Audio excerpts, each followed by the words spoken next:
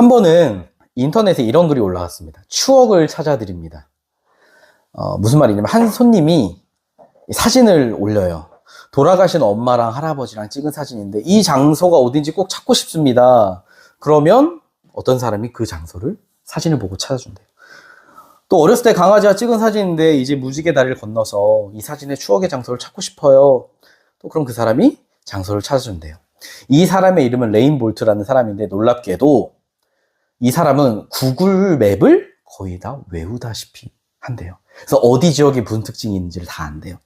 거기다가 지리학 천재이기도 해서 사진 속에 있는 작은 단서, 심지어 전봇대 하나만 보더라도 이거 어디 있는 건데? 라고 찾아낸다고 해요. 그래서 이런 놀라운 재능으로 추억의 장소를 찾고 싶어하는 사람들에게 행복한 기억을 선물로 준다고 합니다. 여러분도 혹시 인생을 살면서 추억이 담긴 장소가 좀 있으신가요?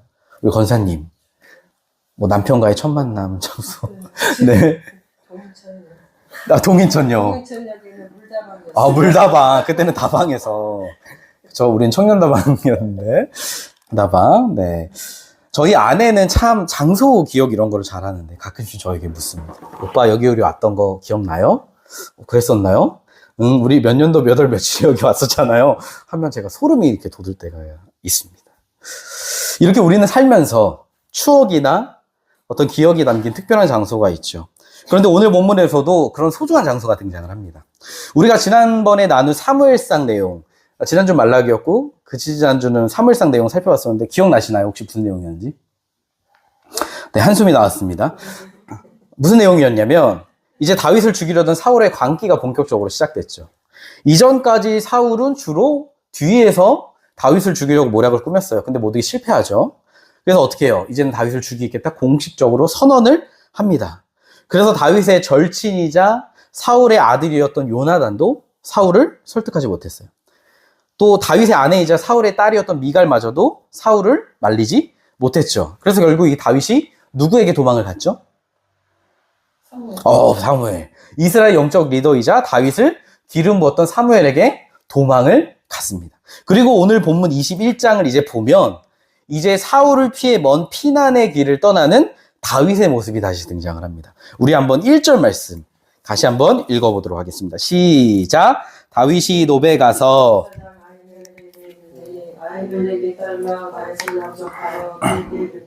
어찌하여 내가 홀로 있고 함께하는 자가 아멘.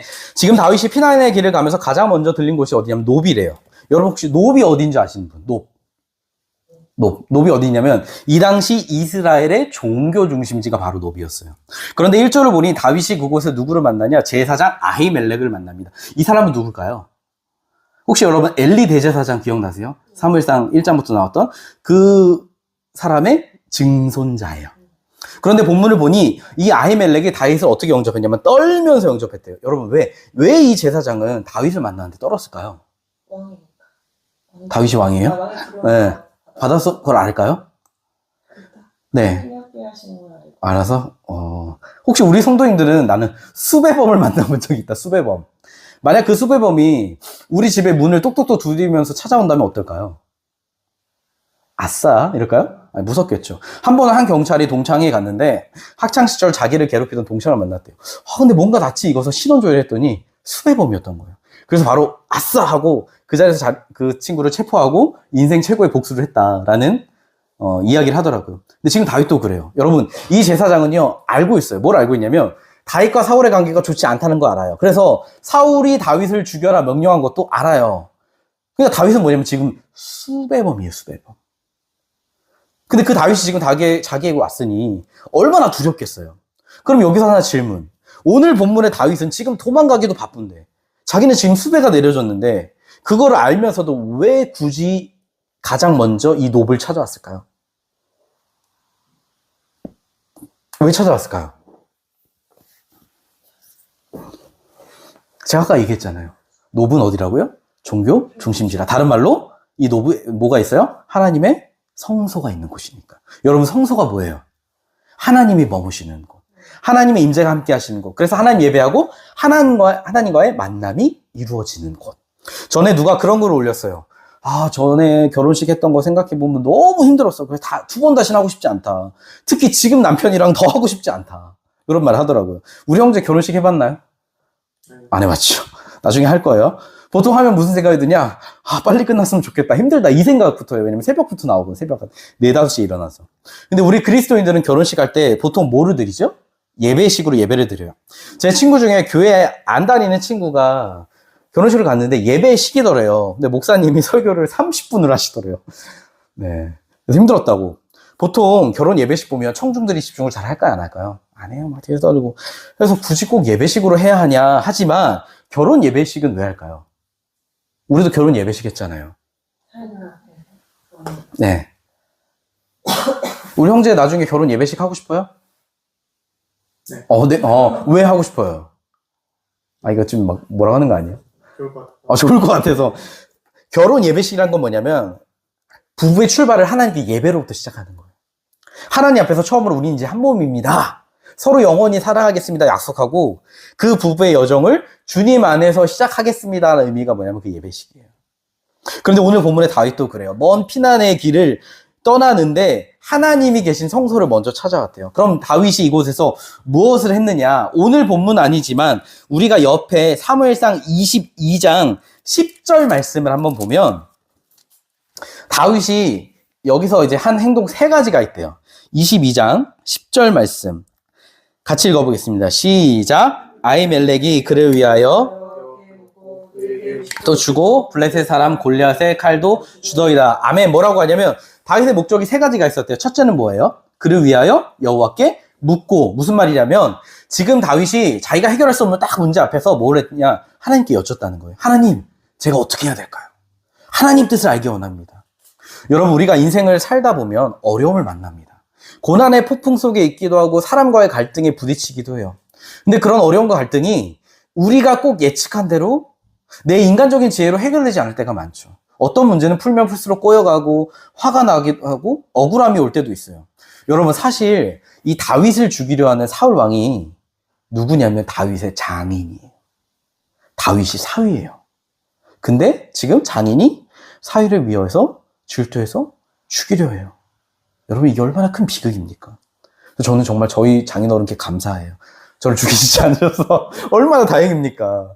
근데 여러분, 거기다가 이 다윗의 장인은 이스라엘의 최고 권력자 왕이에요. 물론 다윗도 힘이 있고 자기를 따르는 세력도 있고 반란을 일으킬 수도 있고, 근데 다윗은 그게 하나님의 방법이 아니라는 걸 알아요. 그래서 선택한 길이 뭐냐? 도망을 가는 거예요. 여러분, 사실 아는지 모르겠지만 이 다윗의 인생의 전반부를 스토리를 보면요, 거의 절반 이상이 항상 이 관계 때문에 어려움이 있었어요. 우리 형제 경산에 있을 때 형제를 힘들게 한 사람이 있었나요, 없었나요? 있었죠. 화났나요, 안 났나요? 화나죠. 억울하죠. 지금은 있어요, 없어요? 지금 없어요? 와, 인간관계가 참 좋네. 우리 자매님은 지금 관계 때문에 힘든 사람 있어요, 없어요? 네. 없습니다. 없어요? 우리 권사님은 없으세요? 나만 있나 봐. 다 관계 잘 사는데. 여러분, 우리가 인생을 살면 관계의 공격이나 어려움이나 영적 공격들이 찾아올 때가 있어요. 근데 주로 언제 찾아오냐? 내가 무언가 결단할 때, 아니면 믿음의 역사가 일어나려고 할 때. 우리 자매님 보통 주일 지나고 맨날 결단해요. 한 주간 내가 직장에서 그리스도인으로 맡긴 사명 열심히 결단하고 살아야지. 그럼 무슨 일이 일어나요? 월요일부터 폭탄들이 날아옵니다. 집에 퇴근하고 왔는데 얼굴이 퀭해요. 오빠, 저 오늘 힘들었어요. 이런다고요. 근데 여러분, 다윗도 그랬어요. 여러분이 혹시 기억하실지 모르겠지만 사무엘상 17장 보면 다윗과 골리앗이 싸워요. 근데 그 싸움이 있기 전에 이 전쟁터에 다윗이 찾아왔어요. 근데 그때 누가 이 다윗을 가장 먼저 공격을 하느냐? 큰형 엘리압. 뭐라고 했어요? 야, 넌 양이나 치지 뭐하러 여기서 나대냐? 그냥 가만히 있어 좀. 이 교만한 놈아. 그래서 저는 이 형을 보면서 이 형은 왜 이렇게 다윗에게 적대적일까? 여러분, 왜 이 형은 이 다윗을 공격했을까요? 이렇게 말로. 전쟁터에 찾아온 다윗을. 빙고! 예리해요. 다윗이 기름 부음 받았잖아요. 근데 여러분, 다윗이 기름 부음 받을 때 그 자리에 맏형도 있었거든요. 여러분, 이 당시 장자 맏형은요, 지금과 달라요. 가문의 대표, 희망, 아버지가 없으면 모든 권한을 가지고 있는 상속자예요. 근데 그 장자를 제치고 양이나 치던 막내가 기름 부음을 받았어. 그러니까 얼마나 충격이 컸겠어요. 질투가 나고 열등감이 생겼겠죠. 무슨 말이에요? 이미 다윗의 집 안에 또 다른 사울이 한 명 더 있었던 거예요. 근데 다윗의 어려움이 거기서 끝이냐? 아니요. 나중에 다윗이요, 하나님의 언약궤가 들어오니까 앞에서 춤을 추며 찬양하는데 누가 비웃는지 아세요? 아내 미갈. 아유, 뭔 짓이야 저게. 또 나중에 다윗의 아들 압살롬은 반역을 일으켜요. 생각해보세요. 만약 예담 예찬이가 커서 나중에 아버지 이제 담임 목사 그만 좀 하시죠? 내려오세요. 내가 그거 하겠습니다 하고 저를 쫓아내려가고 매장시키고 막 음모를 꾸민다고 하면 저는 정말 충격이 너무 클 것 같아요. 근데 그게 다윗의 인생이었다는 거예요. 근데 여러분, 만약 이 다윗이 골리앗과 싸우기 전에 그 맏형의 비아냥을 듣고 야, 그러고도 네가 형이냐? 하면서 골리앗에게 던질 돌을 형에게 던졌다고 해봐요. 그러면 다윗은요, 골리앗과 싸울 기회조차 없었을 거예요. 다윗 어떻게 해요? 맞서지 않아요. 피해요. 여러분, 다윗이요, 늘 인생에 그렇게 수많은 사울들을 만나는데 답을 어디서 찾는지 아세요? 자기에게 찾지 않아요. 주님께로부터 찾아요. 여러분, 우리가 인생의 수많은 고난과 어려움과 영적 싸움을 만났을 때 어떻게 해야 될까요? 가장 먼저 기도해야죠. 하나님께 물어보셔야죠. 왜요? 그 답은 우리에게 있지 않고 주님께 있으니까.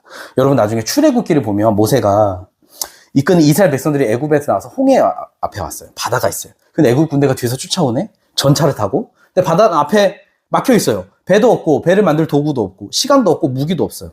자, 어떻게 해야 돼요? 앞에 있으니까 저는 어떻게 해야 돼요? 그 상황에 본인이 있습니다. 기도해야죠. 근데 이스라엘 백성은 어떻게 했냐? 모세를 원망했어요. 야, 왜 우리 여기에 데려와서 죽게 했냐? 차라리 애굽에 있으면 안 죽었을 텐데. 근데 여러분, 우리가 만약 그 상황에 있었다면 진짜 기도했을까요? 예전에 예배 때 찬양 중에 존귀 오 존귀 하신 주 그런 찬양이 있었어요. 저도 한 번 했는데, 그러자 어떤 새신자가 존귀가 무슨 뜻이에요? 묻더래요. 무슨 뜻이에요? 존귀. 존경을 근데 그 전사님이 뭐라 했냐? 존나 귀하다. 존귀. 이렇게 말을 했대. 그랬더니 어떤 선생님이 그 말을 듣고 시험에 든 거예요. 어떻게 전도사님이 존귀를 존나 귀하다라고 말할 수 있냐?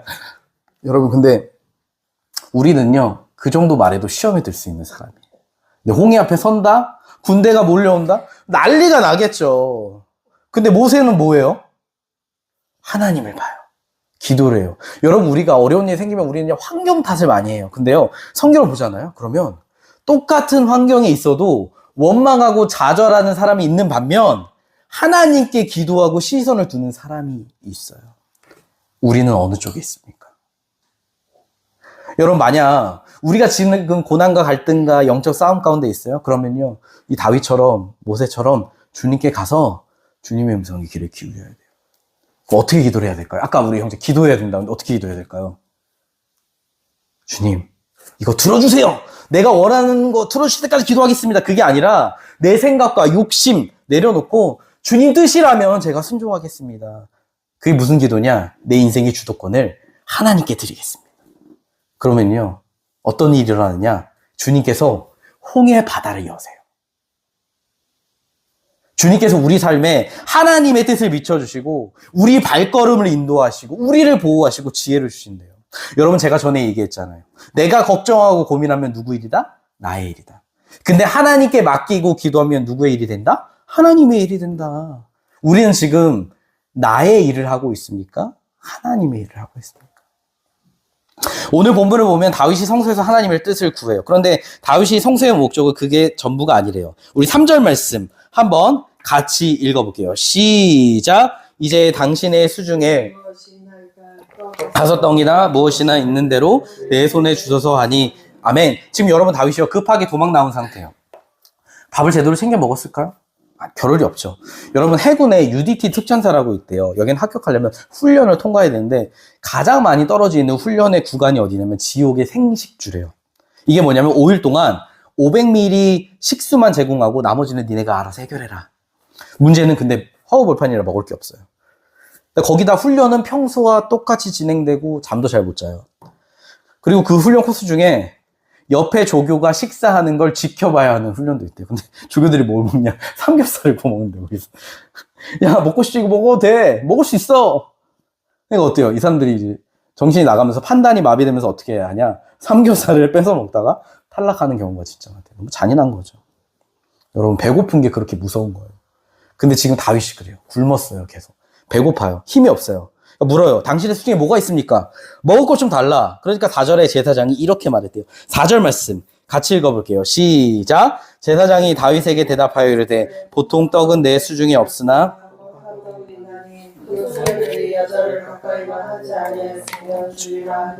아멘. 내 소유에 떡은 없는데 거룩한 떡이 있다. 여기서 거룩한 떡이 뭐냐면 진설병이라는 거예요. 평소 성소 안에 12개의 떡덩이를 놔요. 일주일 정도 보관하고 새 걸로 이제 교체를 하는데 이 떡의 의미는 뭐냐? 하나님께서 하나님 백성에게 주시는 은혜를 상징한대요. 근데 율법에 이렇게 딱 교체돼서 떡이 나올 때 이 떡을 누가 먹을 수 있냐? 제사장만 먹을 수 있어요. 그러니까 함부로 취급 못하게 하려고. 그러니까 여러분, 이 떡은요, 다윗이 달라고 해도 안 되고 제사장이 줘도 안 되는 거예요. 근데 6절에 보면 뭐예요?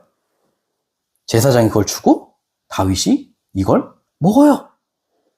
근데 희한한 건 성경이 이 죄에 대해서 아무 말도 하지 않아요. 그리고 나중에 약 1000년 후에 예수님께서 이 장면을 어떻게 해석하시냐, 우리 한번 찾아볼게요. 마태복음 12장 7절, 신약 17쪽에 있습니다.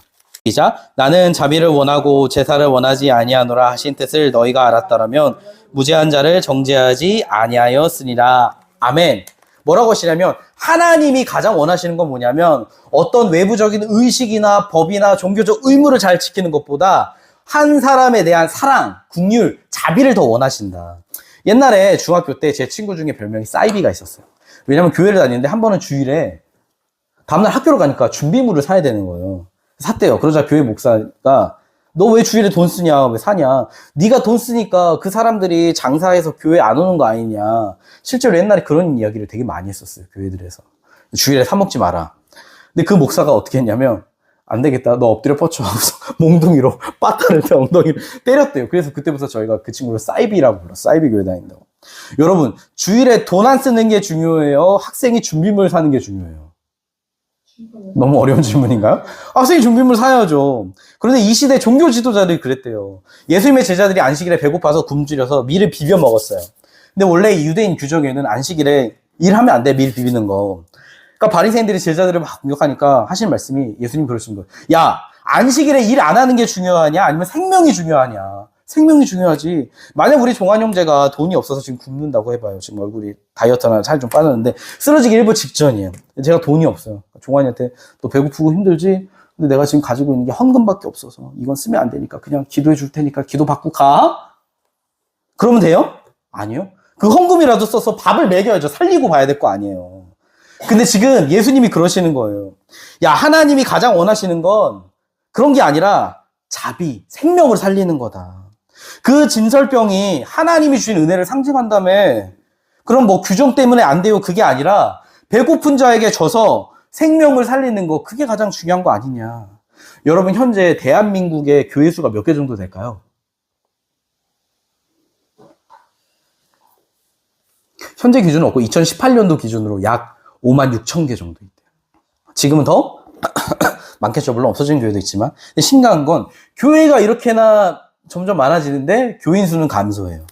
교회는 욕을 먹고 세상에 선한 영향을 끼치지 못하고 있죠. 왜요? 교회가 교회의 본질을 잃어버렸으니까. 여러분, 교회는 뭐 하는 곳일까요? 교회는 뭐 하는 곳일까요? 뭐 예배를 드리는 곳, 성도들의 모임, 여러 의미가 있겠지만요. 교회는요, 뭐 하는 곳이냐면 생명을 살리는 곳이에요. 영혼을 살리는 곳이에요. 그래서 교회는 우리는 뭐 하러 와야 될까요? 빵을 먹으러 와야 돼요. 무슨 빵? 단팥 크림빵? 아니요. 그건 내가 좋아하는 거야. 예수 그리스도라는 빵. 제가 지난주에 월요일 밤에 이렇게 소파에 앉아서 딱 이렇게 쉬고 있는데 갑자기 그런 생각이 들었어요. 우리 교회는 목회 방향은 어디로 가야 되는 걸까? 그러면서 그냥 인스타나 이런 데 보면 제 동기 목사님 중에 개척하신 분도 있어요. 저보다 오래 했지만 활발히 하는 걸 보고 갑자기 제 마음에 부럽다라는 마음이 드는 거예요. 근데 그때 갑자기 주님께서 제 마음 가운데 뭘 깨닫게 하시냐면, 야, 지금 주님께서 함께 걷는 교회에게 물으시는 게 뭔지 아냐? 너네 성도 숫자 몇 명 모이냐? 너네 교회 얼마나 유명하냐? 그게 아니라 뭘 물어보시냐면, 너네 교회의 성도들 안이, 이 안속이 예수님으로 배부르고 있냐? 예수님으로 충만해지고 있냐? 그래서 우리가 예수님을 점점 알아가고, 닮아가고, 사랑하고, 누리고, 주변의 생명을 흘러보내고 있냐? 그 모습 있냐? 그게 중요한 거 아니냐? 라고 저에게 깨달음을 주시더라고요. 제가 충격을 받았어요. 여러분, 지금 여러분 안에는 요즘 무엇으로 여러분의 마음을 채우고 사시나요? 어떤 결혼 안 한 40대 후반 여자가 글을 썼어요. 외롭다. 삶에 재미가 없다. 뭘 사고, 놀러 가고, 그래도 혼자라서 금방 시시하다, 공허하다. 여러분 잘 들으세요? 열심히 일하고 돌아온 텅 빈 집에 적막하고 기댈 게 없다. 그리고 얼마 전 부모님이 돌아가셨는데 자기 안식처가 사라진 기분이에요. 그래서 많은 비혼자들이 그걸 보고 공감한다고. 근데 댓글로 누가 그러더라고요. 야, 결혼해도 외롭고 공허해. 아시죠? 내가 원하던 그 사람과 결혼했어요. 내 외로운 공허한 마음 다 채워줄 거라 생각하지만 권사님 그렇습니까? 자매님 그렇습니까? 외로움과 공허함이 다 채워지나요? 결혼했다고? 아니에요. 여러분 절대 세상에 있는 사람 무언가로는요 우리 마음이 채워지지 않아요. 내가 어떤 사람을 정말 좋아해요. 미칠 듯이 사랑해도 권태기가 와요. 제가 전에 그랬잖아요. 어느 순간 먹는 게 처먹는 걸로 보이면 권태기라고. 우리 형제 군대 기억나죠? 군대 있을 때 저 때는 저녁하는 디데이 프로그램이라고 누가 만들어놨어요. 그러면 몇 시 몇 분 몇 초 남았다 저녁까지 계산도 해줘요. 그래서 군대 있는 동안 소원이 뭐예요? 제대하는 거잖아요. 제대만 하면 소원이 없겠다. 근데 제대하면요 제대한 날만 좋아요. 그 기분 날아갈 것 같은 기분 다 사라져요. 여러분 우리가 평생 뭐의 인생을 바치고 의미를 두고 많은 돈을 벌여도 여러분 삼성 이건희 회장이 죽을 때 기쁘다 보람찬 인생이었다 하고 죽었을까요? 아니면 인생 공허하다 허무하다 내 돈을 놓고 가다니 내 돈 이러면서 죽었을까요? 답은 다 알죠. 왜요? 이 세상이 그 뭣도 사람의 마음을 채워주지 못하니까 온전히. 우리는요 예수 그리스도라는 양식을 먹을 때에만 채워지도록 설계되어 있어요. 그럼 여러분 어떻게 해야 우리 안에 예수님이 풍성해질까요? 어떻게 해야 예수님이 우리 안에 충만히 채워질까요? 바로 십자가 복음이 우리 안에 살아있을 때. 이 예수님의 십자가 죽음이 나의 죄를 위한 거였구나. 나를 구원하시기 위한 거였구나. 미안해요. 자꾸 앞에 침 밑에서 내 거가 될 때 여러분 우리 예수님은요 우리에게 생명을 주기 위해 자기 몸을 십자가에 주셨어요. 왜요? 생명은 생명을 대가로 주어야 얻을 수 있으니까. 그래서 희생하신 거예요. 세상으로부터 조롱받고 저주받는 길을 스스로 걸어가셨다고요. 근데 그 예수님께서 우리에게 뭐라 하시냐? 너 뭐 해라 아니에요. 나에게로 와라. Come to me. 근데 문제는 오늘날 많은 교인들이 예수님께 안 가요. 제가 예전에 세례 입교 교육을 하면 청소년이든 성인들이든 다 하는 말 예수님 믿습니까? 믿는데요. 그럼 제가 점검을 해보겠습니다. 3가지 질문을 했으니까 답을 해보세요. 첫째, 당신은 예수님을 믿는다고 하는데 뭘 믿으십니까? 둘째, 당신 안에 그럼 예수님이 계십니까? 셋째, 그럼 당신은 그 믿는 대로 사십니까? 근데 여러분 많은 사람들이요. 내가 뭘 믿는지 설명을 못해요. 무슨 말이에요? 믿는다고 하는데 믿는다고 믿는 거죠. 착각하는 거예요. 둘째, 예수님이 우리 안에 계신지 안 계신지 모른대요. 그럼 안 계실 확률이 커요. 마지막 믿는 대로 사냐. 여러분 제가 결혼했어요. 애 아빠죠. 근데 밖에서 나 솔로야 사실 나 돌싱이야 이러면서 여자들 만나고 아내에게 나 여사친 좀 만나고 올게 외박하고. 근데 아내에게 사랑한다고 해요. 그럼 그 말 듣고 용납해요? 안 하죠. 왜요? 행동은 마음에서 나오니까. 마음은 행동으로 드러나니까. 근데 그렇게 안 살면서 다 자기들 예수님 믿는데요. 근데 그 사람들이 거짓말하는 걸까요? 아니에요. 자기들은 진짜 믿는다고 생각해요. 왠 줄 아세요? 머리로 조금 아는 걸 믿는다라고 착각하거든요. 어릴 때부터 교회에서 이 목사님 설교, 저 목사님 설교 들어서 조금씩 알아요. 이론은 알아요. 근데 여러분 복음이 그렇게 간단하면 뭐하러 성경이 66권 이렇게 두껍게 있겠어요.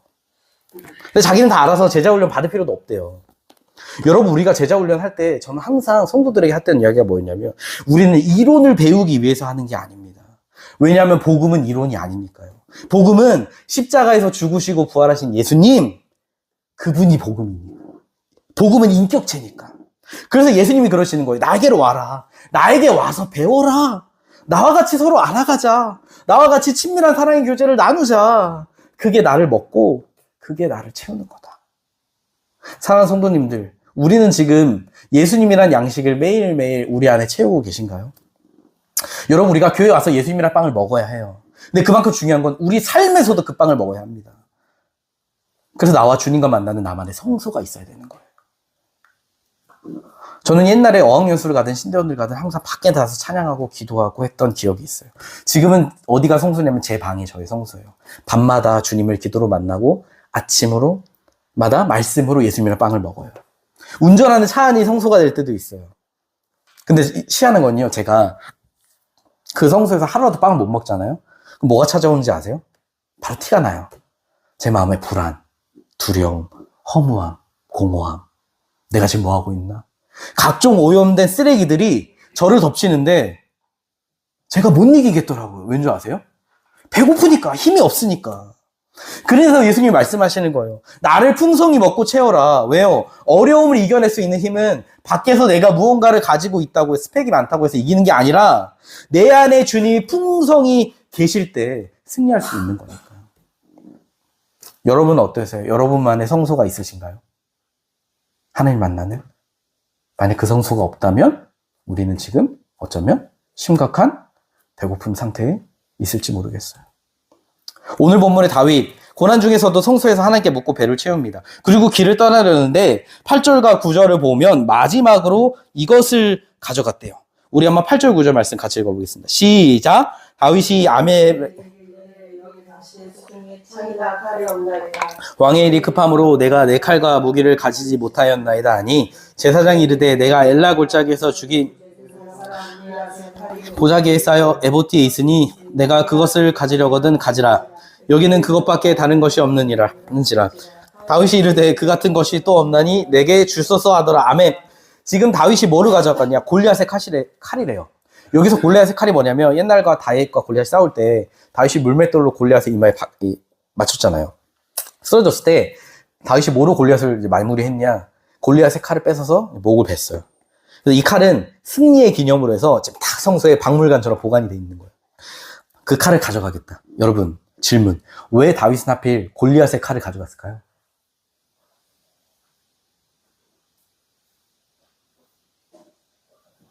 우리가 설교 들을 때 생각을 해봐야 돼요. 말씀을 들을 때. 왜 가져갔을까요? 그냥 무기가 없어서? 여러분 생각해보세요. 지금 다윗이 쫓기고 있어요. 생명위협을 받아요. 우리도 현실이 어둡고 폭풍 속에 있을 때 하나님이 눈에 보이지 않으니까 믿음이 흔들리잖아요. 근데 다윗이 이 골리앗의 칼을 보면 무슨 생각이 들어요? 아, 예전 생각. 골리앗의 싸움에서 하나님 나와 함께 하셨지. 승리하게 하셨지. 하나님 나 기름 부으셨지. 그래, 내가 다시 일어서자. 걸어갈 수 있게 하는 믿음의 원동력, 기억, 추억을 주는 거예요. 여러분, 제가 10년 동안 청소년 사역하고 목회하면서 교회 안에서 사람 때문에 상처받는 적 진짜 많아요. 학생 때문에도 그렇고, 뭐 교사들도 그렇고. 또 내가 보험회사 직원도 아닌데, 영혼을 살리는 사람인데, 왜 나는 실적에 쫓기면서 사역해야 되냐. 그래서 하나님, 교회가 왜 이렇게 되는지, 왜 저를 괴롭히는 사람들 다 내버려 두십니까? 아, 저 그만두고 좀 안 하고 싶어요. 포기하고 싶어요. 할 때마다 늘 저에게 생각나게 하시는 게 뭐냐. 제가 전에도 나누었지만, 신대원 입학시험 볼 때, 저는 공부할 시간이 없어서 시험 성적이 안 돼서 합격할 수가 없었잖아요. 하나님께서 저에게 약속 3번 주셨어요. 반드시 합격한다. 근데 현실이 안 되니까 믿음이 안 생겨요. 포기하려고 할 때 그 약속 생각하면서 그래, 마지막으로 내가 한번 3주 공부하고 후회 없이 시험 봐보자. 근데 그 3주 동안 공부한 게 시험에 다 나왔다. 심지어는 제가 중고등학교 때, 학교 때 화장실에서 볼일 보면서 만화 성경 봤거든요. 거기서도 나왔어요. 그땐 몰랐어요. 그렇게 그 만화 본 게 거기서 나올 줄. 근데 그걸요, 하나님께서 생각나게 하세요. 유서가 너 힘들지? 내가 알아. 근데 내가 너 불렀어, 목회자로. 너 신대원 입학한 게, 은혜로 합격한 게 그 증거야. 내가 너와 함께하고 있어. 그러니 너 포기하지 마. 아마 여러분들도 다 내가 만났던 하나님, 응답받았던 경험도 있으실 거예요. 나를 소명으로 부르셨을 때, 은혜로 합격한 시험. 근데 직장 가보면 어때요? 이상한 관리자 만나고, 자매님, 진상 학부모 만나고 힘들었잖아요. 환경 때문에 힘들 때 있죠. 근데 그럴 때마다 하나님께서 뭐냐? 하나님의 은혜를 기억하는 골리앗의 칼을 돌아보래요. 나에게 소명 주셨던 그때. 시험 은혜로 합격하실 때 그때. 또 어떤 경우는 목사님 저는 그런 거 잘 모르겠어요. 그런 기억이 없어요. 할 수도 있어요. 근데 여러분, 정말 중요한 게 뭐냐면 우리가 그걸 알든 모르든 우리 예수님은요, 단 한 번도 우리 곁을 떠난 적이 없어요. 늘 우리와 함께 하셨고 늘 우리를 지키셨고 늘 보호하셨어요. 다만 우리가 그걸 몰랐을 뿐이지. 제가 어느 SNS에 글을 봤어요. 한 엄마가 아들을 기억하기 위해 계정을 만들었어요. 왜 만들었냐면 아들이 초등학교 2학년인데 학교 앞에서 음주운전 차량에 치여서 죽은 거예요. 운전자는 뺑소니 도망가고. 어느 날처럼 그냥 평소처럼 등교했는데 오후에 갑자기 병원에서 전화가 왔대요. 아들이 지금 교통사고 당했는데 심정지로 방금 죽었다고. 그 아들의 마지막도 못 본 거예요, 이 엄마는. 너무 한탄이 됐대요. 근데 판결이 5년? 나왔대요. 엄마가 이제, 저도 자녀가 있으니까. 그런 분들을 보면 마음이 아프고 먹먹해요. 어떤 경우는 아내가 갑자기 백혈병에 걸려서 남편과 아들을 남겨두고 죽었어요. 3일 전까지 올린 글이 있는데. 근데 그 남은 시간을 아들과 좀 보내고 싶어요. 아들 체육대회. 어쩌면 다시는 참석 못할 그 체육대회. 마지막으로 참석하고 싶다고 치료도 미뤄요. 여러분, 우리는 언젠가 다 죽지만 하나님이요, 오늘 우리에게 오늘 하루를 허락하시지 않으면요, 우리는 단 한 시간도 살아갈 수 없는 사람이에요. 제가 사람의 생과 사에 대해 감히 정답을 안다고 말하지 못해요. 전 몰라요. 근데 분명한 사실이 뭐냐면 우리가 오늘 하루 이렇게 숨 쉬고 모여서 예배할 수 있는 것도요, 거저 주신 게 아니에요. 하나님께서 우리에게 허락하신 은혜라는 거죠. 왜요? 오늘의 이 예배가 어떤 이들에게는 차마 꿈꿀 수 없는 정말 간절한 소원일 수 있으니까. 그런데 그 은혜 중에서도 가장 큰 은혜가 뭔지 아세요? 우리에게 자기 아들을 우리에게 내어주신 거. 십자가 사랑. 내 아들을 죄인들을 위해 내어준다? 전 못할 것 같아요. 아들을 잃은 그 부모의 마음이 저는 감히 가늠할 수 없지만, 연예인 박영규가 아들이 어릴 때 교통사고로 죽었대. TV에 나와서 아들이 너무 보고 싶은데 83년생이래요. 저보다 형이죠. TV 프로그램에서 그 아이들이 자랐을 때 지금의 모습을 해서 사진을 만들어줬다니까. 박영규가 하는 말이, 내 인생에 이보다 더 소중한 가장 값진 선물은 없다. 그게 부모의 마음이에요. 근데 하나님이 자기 아들을 우리에게 내어주셨을 때 어떤 마음이셨을까요? 얼마나 사랑하셨으면 그 아들을 내어주셨겠어요. 그래서 우리가 어렵고 힘들 때 예수님의 십자가를 보래. 하나님이 그렇게 나를 사랑하셨지. 예수님을 저 십자가에 죽게 하실 만큼. 세상에 나를 그렇게 사랑할 누군가가 또 있을까? 근데 그 예수님께서 말씀하세요. 너를 그와 같이 버려두지 않겠다. 영원히 너와 함께 하겠다. 그래서 우리의 믿음이 흔들리고 어려울 때 뭘 보자? 예수 그리스도의 십자가를 보라. 제가 입이 말라서 그래요. 십자가를 보라. 저는 사랑하는 우리 함께 걷는 교회 성도님들의 삶이 때로 폭풍석을 걷고 있다 하더라도, 죽음의 골짜기에 있다 하더라도 우리를 사랑하시며 우리와 함께 하시며 우리의 힘과 위로가 되시는 그 주님을 만나시기를 소망해요. 날마다 성소의 자리에 가시기를 소망해요. 그 성소에서 말씀과 기도로 주님과 만나고 사랑을 나누고 묻고 그분을 매일 먹고 마시며 여러분 안에 십자가의 그 능력을 채우며 경험하는, 힘을 얻는, 주님만 바라보는, 그리고 마지막으로 모든 상황 속에서 평안으로 승리하시는 우리 모두가 되기를 예수님의 이름으로 간절히 축복합니다.